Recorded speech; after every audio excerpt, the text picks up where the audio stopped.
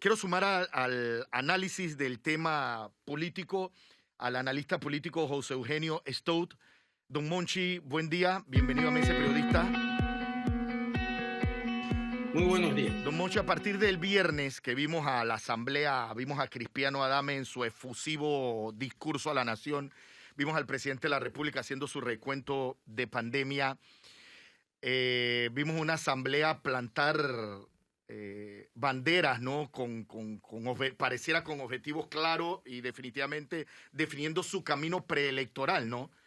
¿Qué tú esperas a partir de este momento, el balance de fuerzas entre la Asamblea y el Ejecutivo, tomando en cuenta que hay quienes dicen que la Asamblea presiona demasiado al Ejecutivo para hacer lo que ellos les da la gana? Cuéntanos, Monchi. Buen día. Buen día. Bueno, la Asamblea tiene la fuerza política que se corresponde a la debilidad política del Ejecutivo, ¿verdad? Yo creo que incluso ese viernes empezaron a prefigurarse alguna candidatura inesperada. Me dio la impresión, sinceramente, que el presidente de la Asamblea aspira a ser candidato del PRD. Y es una impresión que me causó por la forma en que habló, por la forma en que se dirigió al presidente, prácticamente dándole instrucciones al presidente, ¿verdad? Hay que dar un golpe de timón, en fin, son cosas pocas veces vistas, digamos. Yo creo que como no está definido todavía el panorama electoral dentro del PRD, ese pulso entre la Asamblea y el Ejecutivo va a continuar hasta las primarias. Eso es evidente para mí. Gaby Carrizo no hay señales de que haya dimitido de su aspiración. El conflicto entre la corriente de los diputados encabezada por Benicio Robinson y la corriente del Ejecutivo tampoco han depuesto las armas. Por lo tanto, aquí esperamos batallas que se van a reflejar precisamente en ese pulso entre el Ejecutivo y la Asamblea. Nando Martínez tiene pregunta. Sí, pero el tiempo que queda aquí a que termine será crucial para definir las alianzas políticas. Si me guío subjetivamente, insisto, por los guiños de ojo y los saludos que se dieron en esa degradante forma de votar que tienen nuestros diputados, que votan haciendo alusiones amicales, cariñosas, referencias. O sea, en este país hemos degradado hasta hasta la simple manera de votar en un acto que se supone sea solemne, que tiene hasta la solemnidad de un obispo, de un sacerdote que va ahí y bendice, etcétera. Pero más allá de eso, ¿usted se imagina que es posible una alianza entre el partido oficialista, el actual partido oficialista y mayoritario del país, y las aspiraciones presidenciales del grupo que está representado por Yanivel Ábrego, etcétera, que ahora han resultado ser aliados indiscutibles de la bancada oficialista? Bueno, efectivamente, yo no tengo la menor duda, por lo que se observa además, o sea, vamos a remitirnos a los hechos más que a expresiones especulativas. La bancada rebelde de Cambio Democrático, esos diputados dirigidos por la diputada Yanivel Ábrego, está sistemáticamente votando en favor del PRD, ¿verdad? Y el PRD en la Asamblea recordemos que el presidente de la Asamblea presidió la mesa de la rueda de prensa en que estos diputados de Cambio Democrático respondieron a la solicitud de expulsión del partido. Cosa extrañísima, ¿no? E incluso en su discurso del viernes volvió a referirse a ellos como algo injusto lo que estaba ocurriendo. Es decir, evidentemente que hay una alianza y esa alianza yo pienso que va más allá de la Asamblea. pero que esa alianza se va a materializar o no dependiendo de circunstancias que en este momento son impredecibles. Es decir, si el expresidente Ricardo Martinelli quedara inhabilitado, muy probablemente, casi seguramente, Yanivel Ábrego se sumará a las fuerzas del PRD, con lo que le dará una cierta presencia en esa posible alianza al mismísimo inhabilitado. Pero si no fuese inhabilitado Ricardo Martinelli, ya veríamos, porque Yanivel Ábrego ha jurado públicamente, con abrazos, incluso besos en el cachete, al expresidente, la fidelidad a él. Por lo tanto, si no fuese inhabilitado, probablemente abandone la hoy alianza con el PRD para sumarse al partido realizando metas de Ricardo Martinelli. Eso es, para mí, esta es una situación no confusa, sino no definida todavía. Sabrina Bacal. José Eugenio, y dentro de ese análisis que usted hace, dentro de esa alianza que va más allá de la Asamblea, y es una alianza que hemos visto, digamos, mantenerse como una constante con ciertos amagos de pelea durante todo este gobierno, ¿qué papel jugaría una persona que está considerando, la diputada Zulay Rodríguez, que está considerando lanzarse por la libre postulación? Bueno, lo primero que me gustaría aclarar es lo de esos amagos de pelea, ¿no? Eso te pego porque te quiero, diciéndolo en un machismo burdo.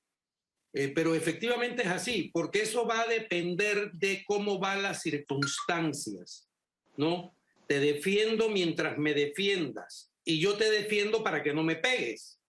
Porque él, al fin y al cabo, el expresidente Ricardo Martinelli es dueño de un conjunto de medios de comunicación con los que puede hacer políticamente mucho daño, y hemos visto a esos medios defendiendo al gobierno una y otra vez, hasta que hay la sospecha o la preocupación de ser atacado y entonces él ataca, ¿verdad? Para recordar, cuidado que estamos aliados, no se te ocurra irme a invalidar.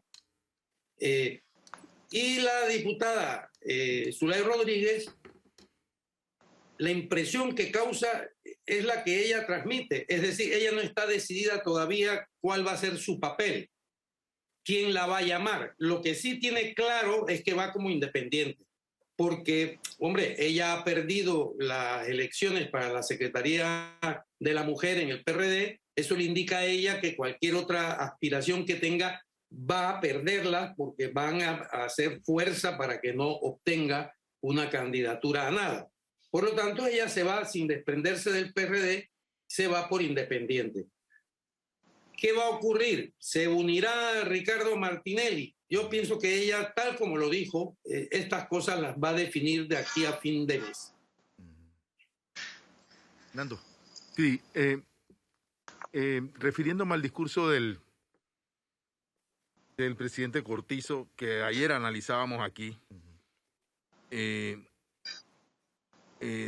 aquí mencionábamos que el presidente no se refirió en todo su discurso al tema de las relaciones exteriores de Panamá, solamente habló de un evento, el evento de Bloomberg, no habló del contrato minero, que es uno de los activos esenciales del país y que podría estar aportando dineros adicionales en un momento en que se necesita dinero para atender la crisis, y no habló del pacto del bicentenario, don José Eugenio, la propuesta que se supone que debería ser el contenedor de la visión del país o del pacto nacional. Es una omisión realmente asombrosa. ¿Qué piensas tú que pasó con este discurso que tiene estas omisiones tan grandes? Por citar las tres que nosotros veíamos ayer. Bueno, realmente el discurso resultó asombroso, tal como tú lo has definido, ¿verdad? 24 horas antes había un país en rebeldía, un país Un mes antes, una provincia entera mantuvo una huelga de 15 días. Hay cierres de carreteras por agua, por escuelas, por salarios. Bueno, en fin, el país está en rebeldía, esa es la verdad. Incluso ayer lo veíamos con los docentes a lo largo y ancho del país, ¿verdad? Hoy mismo con médicos que se debieron haber contratado en una situación como esta y no se les contrata. Ese era el país de la realidad. Y en cambio el discurso del señor presidente es un discurso de un país triunfante en todo. No tiene ningún problema, ha acertado en todo. Todo se ha hecho de maravilla, hemos recibido premios. Es decir, se estaba hablando de otro país. Cuando, claro, tenía que haberse hablado de los grandes problemas y cruciales problemas por los que atraviesa el país. No digo yo que para asumir responsabilidades, cada cual sabrá qué responsabilidades tiene, pero como mínimo para decir qué soluciones se proponen, es decir, para dar luz a la crisis por la que atraviesa el país. Todo esto se ignoró, pero por completo. En cuanto al dichoso pacto del Bicentenario, que ya en su momento dije, con todo respeto y perdón, que era una tomadura de pelo que nos había costado varios millones de dólares, pues es que no hay nada que decir. Es que este es el problema, es que no hay nada que decir, porque nunca existió la intención de que eso fuera un pacto de Estado. Primero, porque un pacto de Estado es un pacto entre todas las fuerzas políticas de un país, y el PRD es una de esas fuerzas, por lo tanto, eso es un proyecto, no un pacto de Estado. Eso ningún gobierno posterior está obligado a cumplirlo, ¿verdad? Porque no han participado en su elaboración. Pero es que además no había intención desde el inicio, era una forma de ganar tiempo, de intentar desviar las preocupaciones de la ciudadanía, cosa que no se ha logrado.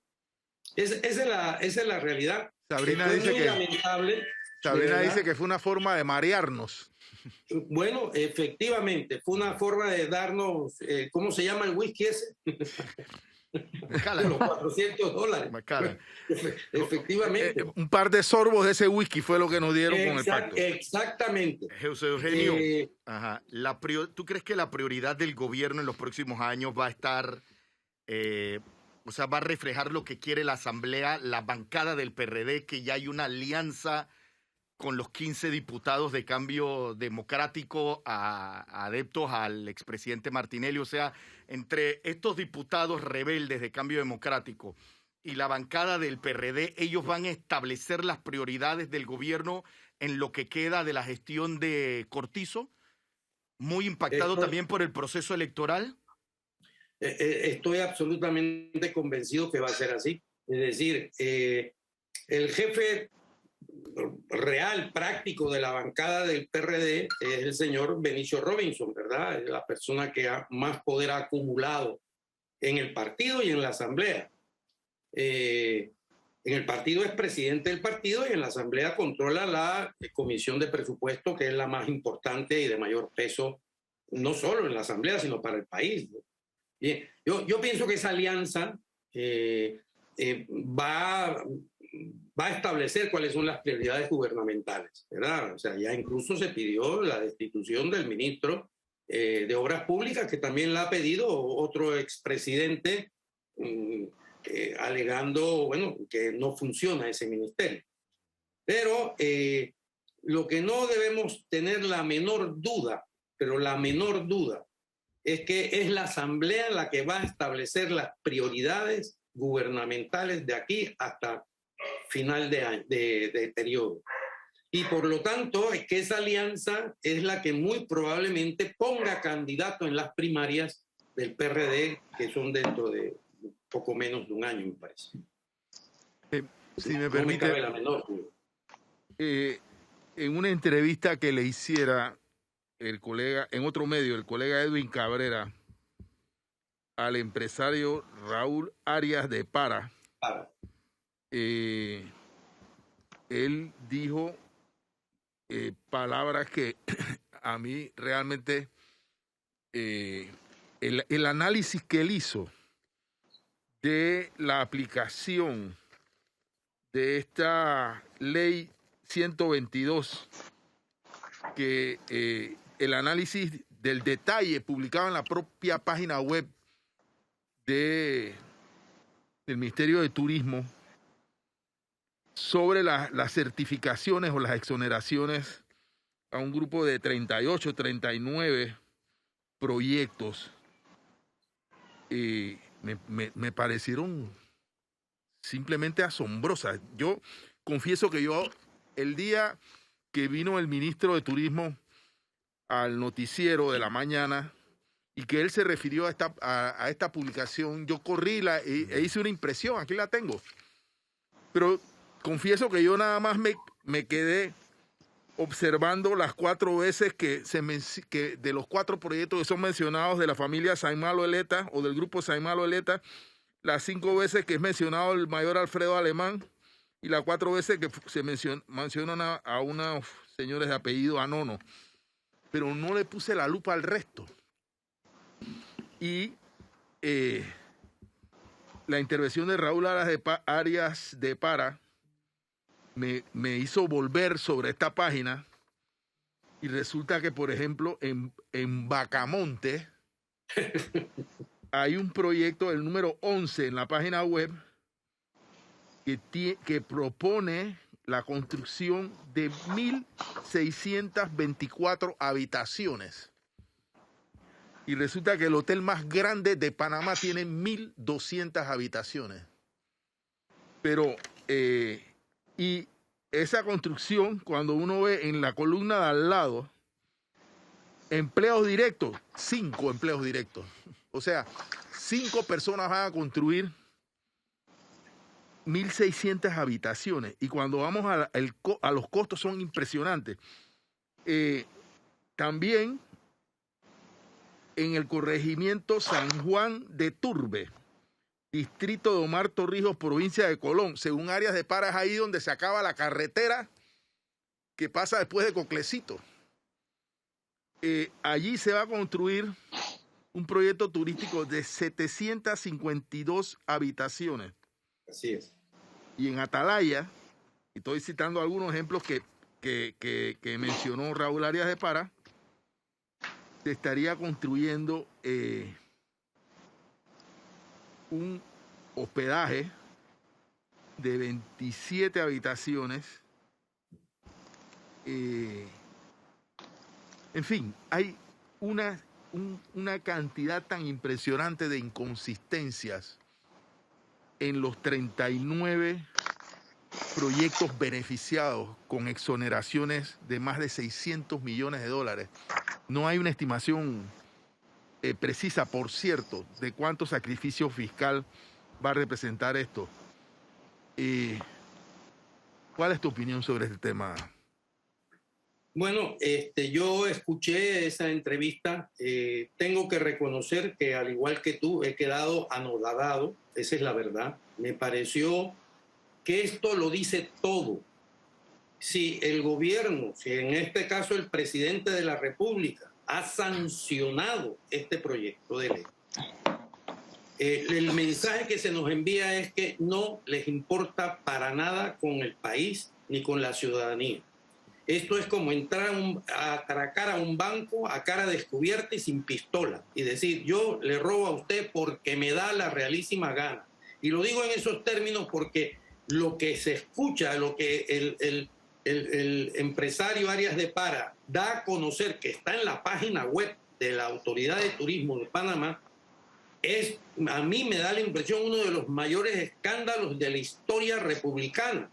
Y esto ha sido sancionado, legitimado, de verdad, y en media pandemia todavía, porque no hemos salido de una cantidad de desempleo gigantesco. Hay 700.000 personas en el empleo informal y hace solo muy pocas semanas, creo que 3, el ex ministro Guillermo Chapman dijo que en ese momento estábamos a 11% de desempleo. Dijo que esa cifra no se correspondía a la realidad porque había otro porcentaje igual que ya no contabilizaba porque se habían rendido y ya no buscaban empleo, y por lo tanto él cifraba el desempleo real en un 20%. Esta es la gravísima situación por la que atraviesa el país, y en medio de esta situación se hacen estas cosas. Esto no tiene nombre. Y quiero, Fernando, adelantarte o decirte que el cómputo ya se acerca a los $1.000 millones de exoneración fiscal para las obras esas. Y que hay, aparte de lo escandaloso de la información que nos transmites, el Arias de Para, que es un empresario del turismo además, o sea, no es una persona ajena al negocio turístico, hizo cálculos muy precisos y resulta que había habitaciones de hotel que salían a más de $2 millones de inversión. Entonces, lo que es absolutamente imposible. Vamos, ni en Kuwait yo creo que hay habitaciones de $2 millones. Pero bueno, y esto se ha probado y con una tranquilidad y una frialdad terrible, ¿no? A mí me parece de verdad muy lamentable, sobre todo en momentos tan duros, tan difíciles, que son los más graves que atraviesa la República de Panamá en toda su historia. No ha habido nada más grave que lo que estamos padeciendo. Sabrina. Quiero agregar, antes de hacerle la pregunta, José Eugenio, que esa frialdad ha incluido además una maleantería jurídica, porque la ley 122 fue demandada por inconstitucional por el abogado Ramón Ricardo Arias, y esa demanda contó con el visto bueno del procurador Caraballo, y entonces la Asamblea se apresuró a pasar una segunda ley, la que hoy en día es la 314, que fue la sancionada, sin embargo, con la maleantería adicional que a los inversionistas que ya habían aplicado al 100% del crédito fiscal, los mantenían como un club de privilegiados con el 100%, pero la ley se vendía como que hubiese una rebaja del crédito fiscal al 60%, lo que es un engaño y una maleantería.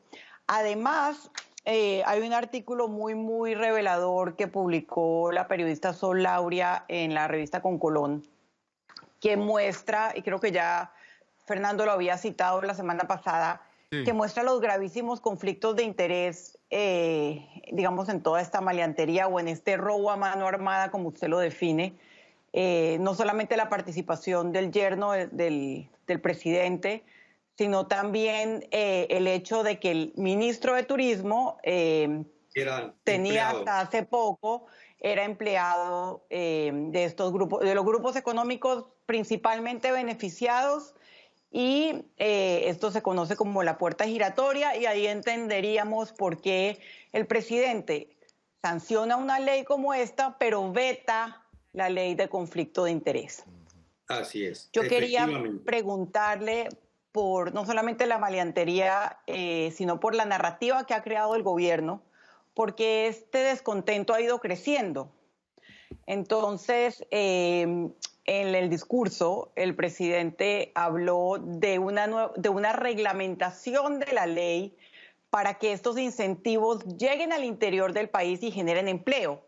Sin embargo, si vemos el total de empleo generado, de empleo directo generado a los proyectos beneficiados con este regalo que le da el Estado, no llegan ni a 10.000 empleos. Así que no es muy creíble. Y lo otro que veo en la narrativa gubernamental, como nosotros en TVN Noticias hemos tratado constantemente el tema, el representante, el vocero de gobierno en Radar, me dijo que yo lo estaba cuestionando porque yo representaba otros grupos económicos. Entonces, quiero preguntarle a usted, Monchi, usted viene del sector popular y usted fue firmante de la carta donde le pedían al presidente no sancionar la nueva ley, la ley 314. ¿Usted lo hace por convicción o porque está defendiendo algún interés económico? Lo digo porque cuando le pregunto el tema al vocero del gobierno y me sale con eso, me parece como una triple maleantería, no solamente la jurídica y no solamente el despilfarro de fondos públicos para los grupos económicos amigos, sino también además la creación de la narrativa. Bueno, es muy lamentable tener que decir que esa narrativa es otra maleantería. Es decir, no hay ninguna explicación ni justificación para esta canallada, porque así es que, de verdad, tenemos que hablar ya con palabras un poco gruesas y fuertes ¿Por qué? Porque son cosas que se están haciendo y que son verdaderamente lesionantes de la sociedad civil del país, de verdad, del país. Piense usted la maleantería de anunciarnos que la minera nos iba a dar no sé cuántos, 300 y pico, casi 400 millones de dólares, y creo que eso se anunció hace 2 meses. Entonces, claro, uno qué puede pensar de este tipo de maleanterías. Ese discurso nos conduce a pensar que, bueno, aquí hay unos beneficios que no se ven, a unas personas que no lo dicen, aparte de los empresarios que se están beneficiando de esto. Es decir, es que nos llevan a pensar mal. Lo mismo con el tema de la minera, ¿verdad? Porque claro, la minera ha dejado de pagar, no paga nada al gobierno. ¿No será que alguien está cobrando mientras no se le cobre oficialmente mediante un contrato a la minera? Es decir, es que todas esas incógnitas y el rechazo a la ley, al no sanción de la ley, el veto a la ley de conflicto de interés, enturbia el buen entendimiento de las acciones y la buena intención que pueda tener el gobierno. Cuando yo firmé esa carta, le voy a ser absolutamente franco, la firmé, yo no tengo ningún interés económico, no represento a ningún grupo económico, ya quisiera yo representarme a mí mismo económicamente, pero ni eso puedo. Por eso le hice la pregunta. ¿No? Y yo lo firmé primero porque me pareció de verdad una canallada, y voy a insistir en ese término, una canallada por el momento histórico en que se hace esto. Y dos, y lo digo sin ningún problema, porque me pareció que el presidente se estaba dando un tiro en el pie con esto. Es decir, no se haga daño, señor presidente, no sancione esa ley, porque mire usted lo que ha creado. Yo sé que ellos están desesperados, y también así aludo a una pregunta que no terminé de contestar, desesperados por la reelección, y todo lo que hacen y todo lo que harán a partir de ahora es en función de ver la posibilidad de reelegirse. Y entre eso está el beneficiar a sus aportadores de campaña para que vuelvan a aportar, y vayas a saber qué acuerdos hay bajo la mesa para que parte de esos beneficios acudan a financiar una campaña electoral. Y hay que decir ya estas cosas así porque el país ya no aguanta más. De verdad, esto es muy grave lo que está ocurriendo en el país. Cuando esta mañana se ven médicos que tendrían que estar contratados y que se les dice que aguanten porque no hay financiamiento, cuando en la asamblea se han comido en un restaurante comida italiana por $50,000, realmente, o se trae café de una tienda, de una barrotería, una ferretería, ¿no? De abarrotería en Bocas del Toro. Por Dios, por favor, esto ya no puede continuar. De verdad, esto hay que detenerlo ya. Don Monchi, hoy es el segundo día de una audiencia preliminar del caso New Business que, según los defensores de los 16 imputados, es una audiencia ilegal que debería ser anulada, y una audiencia en la que el principal acusado del caso no está presente porque está gozando del fuero penal electoral. Es además el caso que está de primero en la lista en el cronograma de prescripciones de casos. O sea, ya los casos de alto perfil entraron en un túnel que si nuestro sistema de justicia no es capaz de evacuarlos o llevarlos por lo menos a juicio, yo no estoy en este momento señalando la culpabilidad de nadie, simplemente estoy diciendo que al menos deberíamos llegar a los juicios para que se decida si hay o no culpables. ¿Qué debemos hacer con este? Porque todavía esta audiencia preliminar de ayer y hoy, está pendiente del hilo de lo que pueda decir la Corte sobre un recurso que hay interpuesto para que se anule todo lo actuado y volvamos nuevamente a partir de cero con el dogal de que puede prescribir entre fines de este año y inicios del próximo. Bueno, tú señalas muy acertadamente que lo que esperamos, lo que espera la ciudadanía, no es que la culpabilidad o la inocencia de nadie, lo que espera es que haya justicia, ¿verdad?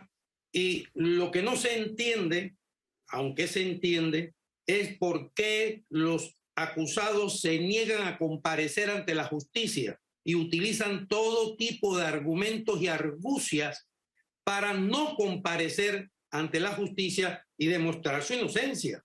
Es decir, es una situación tremenda esta, ¿verdad?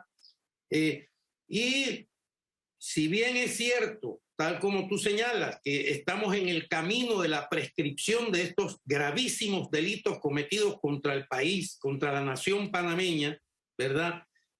Ese mismo camino que conduce a la prescripción, conduce a la prescripción del sistema político en el que estamos. Porque si el órgano judicial es incapaz de hacer justicia con estos graves hechos, entonces este órgano judicial no funciona, es disfuncional y necesitamos una nueva estructura de órgano judicial. Y lo mismo digo con el Tribunal Electoral, porque si el Tribunal Electoral se permite extralimitarse en sus funciones y entrar a valorar algo que le está vedado, como es el principio de especialidad, entonces ese Tribunal Electoral es disfuncional. Y así nos vamos y nos encontramos con que es que el país está al borde del abismo, si no es que ya está en caída. Y yo entiendo los que con sus buenos deseos no quisieran que fuera así y venden esperanzas de que esto se puede corregir. Pues que lo demuestren, ¿verdad? Pero cuando uno ve la sanción de la ley de exoneraciones fiscales, dice, no, es que no hay voluntad de corregir absolutamente nada. Cuando uno ve que el Tribunal Electoral hace estas cosas, uno dice, no, no, es que aquí se insiste en el camino de la autodestrucción. Y yo de verdad pienso que es muy grave que no vayamos a juicio, que no haya justicia. Y justicia puede ser decir, estos señores son inocentes. Aunque en el caso del que hablas ya hay confesiones, hay devoluciones del dinero mal habido con el que se financió la compra de Pasa, de la editora Panamá América. Hay acuerdos de pena, es decir, gente que reconoce yo soy un delincuente, pero quiero un acuerdo a cambio de poder explicar cómo se hizo el asalto a EPASA y con qué dineros del Estado y quién desde la presidencia de la República, porque así está consignado en las declaraciones, y presionaban para que entregáramos esos dineros. Es decir, de verdad, esto no puede continuar, ya no hay más allá, ya no hay más posibilidad. Vamos hacia un abismo. Y yo le voy a decir, el mes pasado, desde Colón hasta el jueves de la semana pasada, lo que estamos viendo son pequeñas erupciones de un volcán que está en activo. Es decir, son anuncios de lo que viene. Nadie del gobierno y de algunos sectores de este país no quieren creerlo, como no lo quisieron creer en Chile, como no lo quisieron creer en Colombia, como no lo quisieron creer en Nicaragua, ¿verdad? Y uno ya no sabe cómo hacer ni qué hacer para decirles, señores, aquí también necesitamos un pacto nacional. Aquí necesitamos la emergencia de una fuerza capaz de ofrecerle al país una salida a todo esto, a esta barbaridad que estamos atravesando, ¿verdad?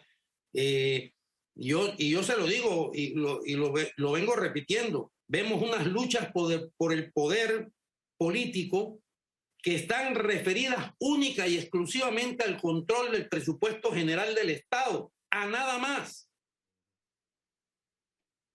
No hay una sola fuerza política en este momento que surja, fuerza política legal, a decirnos qué es lo que le está planteando al país para resolver y enfrentar los gravísimos problemas que estamos atravesando. Esta es la verdad, no la hay. Por lo tanto, hemos de concluir que todos están en lo mismo y con un único objetivo, la conquista y control del presupuesto general del Estado, de los 125, 150 mil millones que habrá para administrar entre el 2024 y el 2029. Esto es una situación muy lamentable, le voy a decir, y muy peligrosa para la convivencia nacional. Don Monchi, Sabrina Bacal tiene pregunta. ¿Cómo no? Sí, hablando de otro caso, de un caso emblemático, y es el caso de Brecht, y de una figura muy, muy controversial como la es el fuero penal electoral. Vemos que un juzgado electoral la semana pasada se pronunció en contra de que el expresidente Martinelli mantenga ese fuero. El Pleno del Tribunal Electoral debe pronunciarse, me imagino que en algún momento esta semana. También hay una demanda interpuesta en la Corte Suprema de Justicia por ese fallo tan cuestionado que incluso entra a, digamos, a argumentar sobre el principio de especialidad que nada tiene que ver con el ámbito electoral. La semana pasada hablábamos de los factores políticos, los factores de imagen y de credibilidad del Tribunal Electoral a 2 años de las elecciones y de los factores jurídicos. ¿Considera usted que existe suficiente fundamento jurídico en lo aportado por la jueza para que el Tribunal Electoral reevalúe, los 2 magistrados que firmaron ese fallo, reevalúe su propia decisión y de una vez por todas, en el caso de Brecht al menos, le sea retirado el fuero penal electoral al expresidente Martinelli? Sí, por supuesto. Es decir, a ver, políticamente es conveniente al Tribunal Electoral, no hablo a los magistrados, sino al tribunal, a la institución, ¿verdad?, reevaluar el dictamen que dio la vez anterior y por lo tanto levantar el fuero electoral. Y jurídicamente le quiero decir que la jueza Valoisa Martínez ha presentado en su solicitud, que es la que ha permitido levantar el fuero por un tribunal inferior del Tribunal Electoral, ha aportado nuevos elementos, como son algunas sentencias de tribunales penales, que son los que efectivamente sí les corresponde y compete evaluar la posibilidad o no de la vigencia o del amparo del principio de especialidad.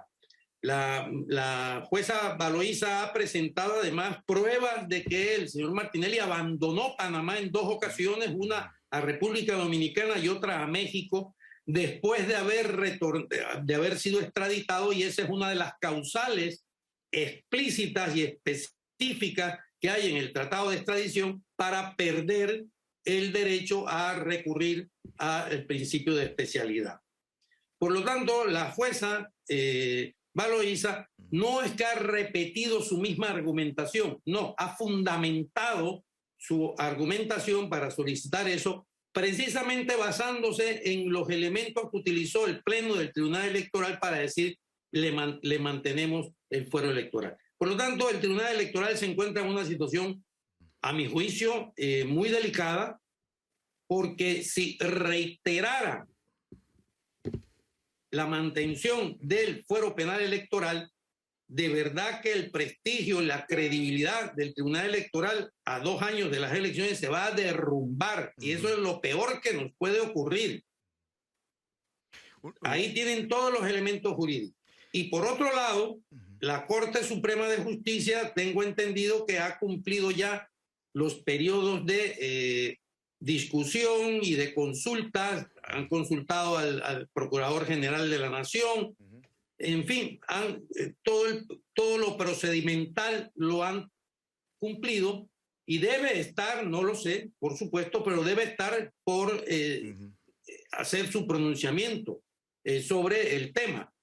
Y pienso que si la jueza Valoisa encontró los elementos que explican y dan sustento a que no se requiere, o sea, que no puede acogerse al principio de especialidad el señor Ricardo Martinelli, la Corte Suprema, por supuesto, que va a tener los mismos elementos o cuidado que más. Por lo tanto, todo indica que le van a levantar el fuero penal electoral. Monchi. ¿Qué cosas se arguirán nuevamente para no hacer presencia y pedir justicia? Porque pedir justicia para un inocente es decir, oiga, declárenme inocente. Eso es pedir justicia, ¿verdad? Pero aquí no pareciera que no hay interés en pedir justicia por parte de las personas acusadas. Monchi, nos quedamos en la corte y una última pregunta ya para cerrar la entrevista. Este 31 de diciembre sale el magistrado José Ayú Prado, ya se cumplió la parte de este proceso de designar un nuevo magistrado de las entrevistas. Prácticamente el presidente Cortizo ha designado un nuevo balance de fuerzas en la Corte, en el Pleno de la Corte. Si no me equivoco, ha designado cerca de 5 nuevos magistrados. ¿Tú crees que va a haber un cambio en la justicia panameña a partir de la entrada de un nuevo magistrado que debe tomar posesión el 1 de enero del 2023? ¿Esperas tú un cambio en la Corte Suprema de Justicia, en la justicia panameña? Mira, yo no puedo poner en duda que en la Corte Suprema de Justicia en este momento hay jueces muy correctos desde el punto de vista de su formación jurídica y muy correctos desde el punto de vista de su formación ética. Por lo tanto, yo pienso que a título individual sí ha habido una mejora, no cabe la menor duda, en la Corte Suprema de Justicia. La salida del señor Ayú Prado, solo eso, nómbrese a quien se nombre, ya es algo positivo para la Corte Suprema de Justicia y para el sistema judicial de Panamá. Ahora bien, que individualidades y se están dando pasos importantes como el llamamiento a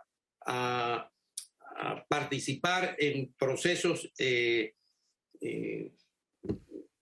para darles permanencia a los jueces, cosa que hasta ahora el señor Ayú Prado ha sido uno de los principales obstáculos para que eso ocurriera, ¿verdad? Todos esos son pasos positivos, no cabe la menor duda.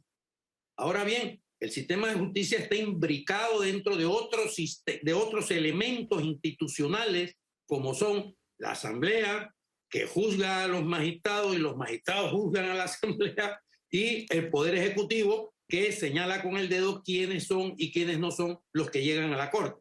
Por lo tanto, por individualidades positivas, que efectivamente las hay en este momento en la Corte, esto no cabe la menor duda, el entramado institucional que tenemos ha dejado de ser funcional y por lo tanto, si bien yo no soy de los que solicita que una nueva constitución construya puentes, haga carreteras y no robe, ¿verdad? Pero lo que sí estoy convencido es que una nueva arquitectura constitucional nos permitiría tener un país funcional, al menos durante algunas décadas, ¿no? Nada es eterno.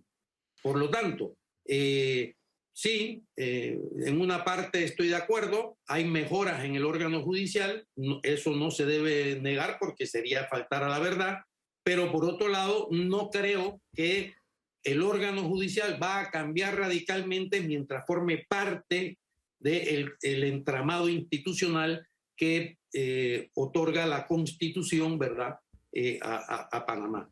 O sea que yo pienso que la situación ha llegado demasiado lejos.